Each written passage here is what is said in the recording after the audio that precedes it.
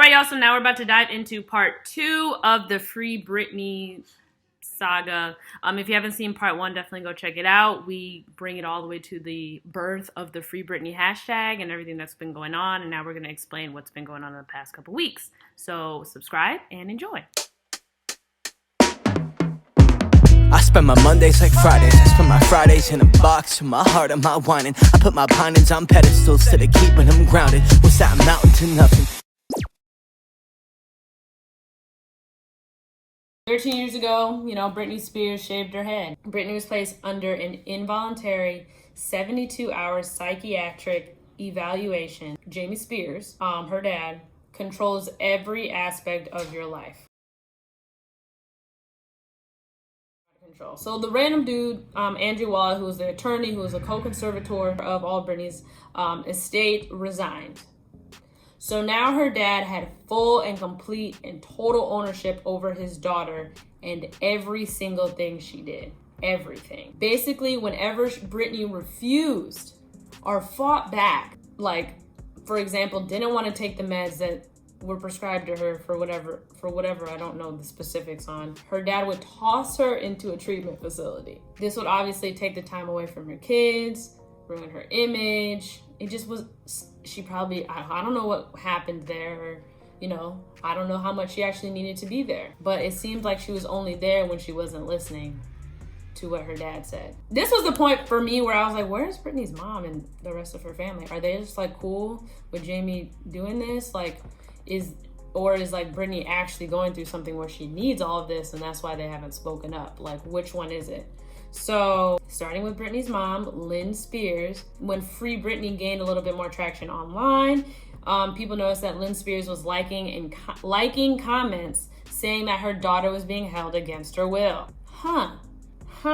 Britney also, in the midst of all this, took to social media saying that the rumors were out of control in this long, drawn-out message. And while I appreciate when celebrities address rumors head-on, it's hard, based off of everything that happened since 2007 and 2008 to now at 2018, it's kind of hard to pinpoint what is actually Britney's stuff and what she's doing or what she's been told and made to do so she can avoid some repercussions of being sent somewhere or thrown into another facility. So it's like, yes, she's addressing it and like, oh, she's telling us it's fine, but like how much of that is her doing? In May of 2019, Britney and her family went to court for the annual reassessment of her conservatorship, where she asked the judge to consider ending it, but he denied that claim and it remained. Here's some other interesting facts about the story that I want to share before I move on.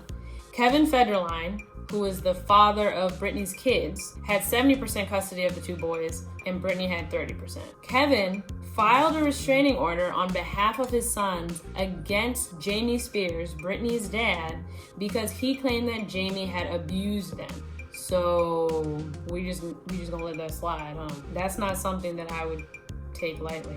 On January 31st, 2020, like right before COVID, Britney's care manager filled in as conservator when Jamie had more health issues. So even though he still had control over her financially, there was somebody else doing the day-to-day stuff, I guess. This is probably around the time where me personally, I became truly aware of what the heck was going on with Britney and social media, because people started sharing and pointing out all these videos and stories that she was posting, like dancing and walking around her house, and people were saying that it was so odd, but then like she also didn't look completely like there and happy and just like any other of all the other celebrities that are posting on TikTok. Like there's something about Britney that's standing out in some way, and I felt that way too. I was like, this is just a theory, guys. I just feel like she was told to do those things to make it seem like she was okay when she truly wasn't.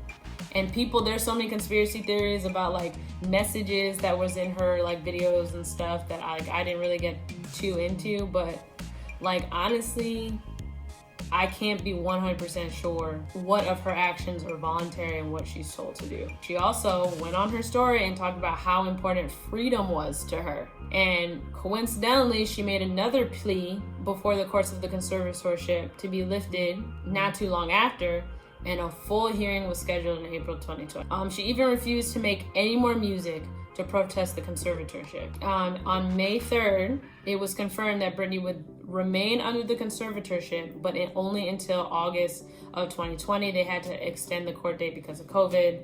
And so Jody Montgomery, who was the caretaker at the time, would still remain as the stand-in co-conservator, or she was the temporary one. It was also noted that Britney had wanted to start a family with her now longtime boyfriend, Sam, who she's been dating for 4 years now. But her dad was against it because, again, one of the rules of the conservatorship, no marriage, no pregnancy. In July, Britney's mom requested that she have some involvement in her daughter's affairs. Her affairs should be controlled by some third-party institution and not, I guess, her dad, who it clearly wasn't a good work relationship. And her brother spoke out, noting that she wants out of the conservatorship. And I'm just like, where were y'all earlier? Or did y'all not know it was that bad? Jamie came out, the dad, and this is what he said. All these conspiracy theorists don't know anything. The world don't have a clue. It's up to the court of California to decide what's best for my daughter. It's no one else's business. You're making it your business though, sir. Now just wait, Zoe 101 fans. It gets a little bit more complicated. It was revealed that Jamie Lynn has been trustee of her sister's fortune since 2018. So August rolls around, the hearing's coming up, and Britney told the court that she's cool with keeping the conservatorship in place, but wants to remove her father as sole conservator, even though he and attorney Andrew Wallet asked to be reinstated as co-conservators.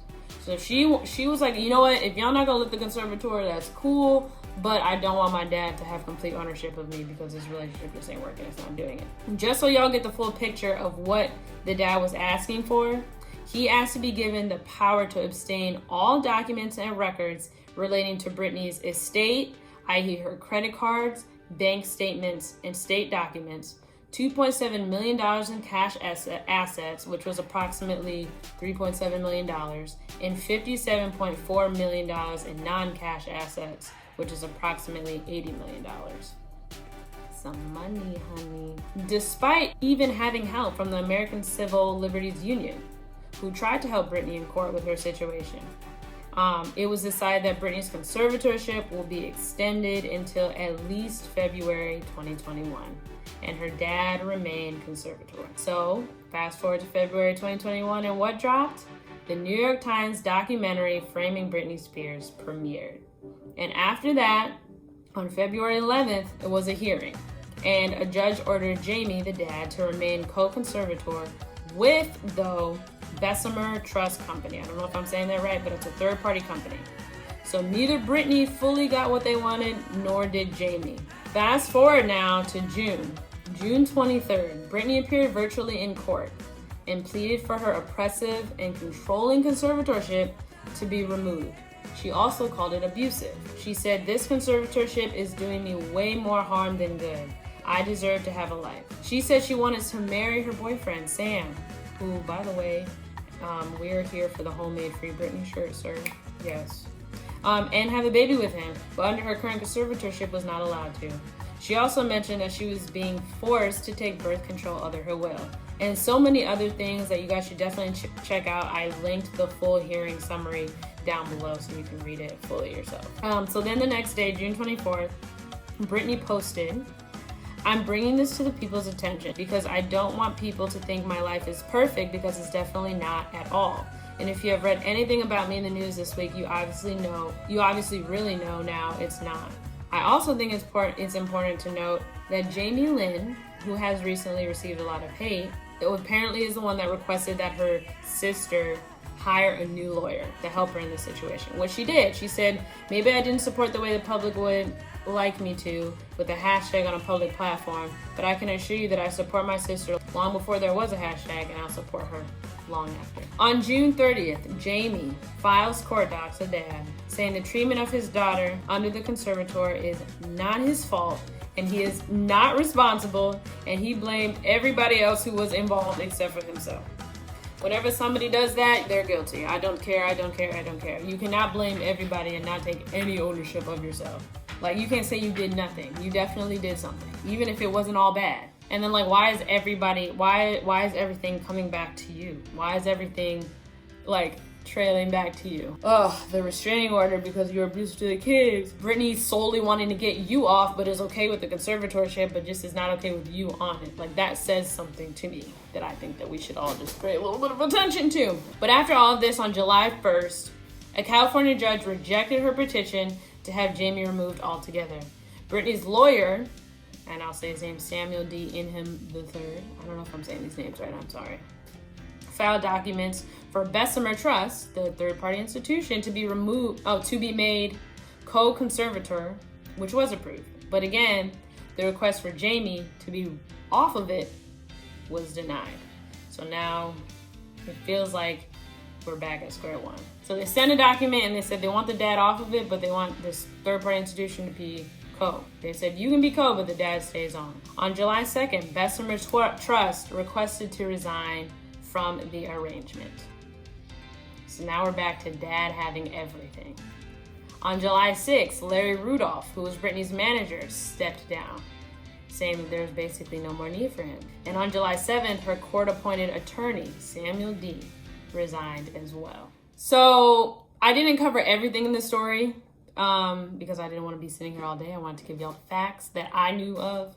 And again, I just researched this online. Anybody can do it. You guys can go do it. I will, again, link everything down below. But I really want to hear what you guys think about this. I really want to know what your thoughts are. So definitely leave a comment down below on everything that's going on, because like, I really don't know what to believe anymore. I don't truly know what the real state of Britney Spears' mental health is. I just feel like she shouldn't have to be going through this where she doesn't have any control on her life. I don't know. That's just how I feel. Let me know what you guys think down in the comments, and I will see you guys next week. Subscribe, hit the red button down below, hit the bell so you're notified when I upload. Check out Morgan's video on Thursday, and I will see you guys next week. Bye.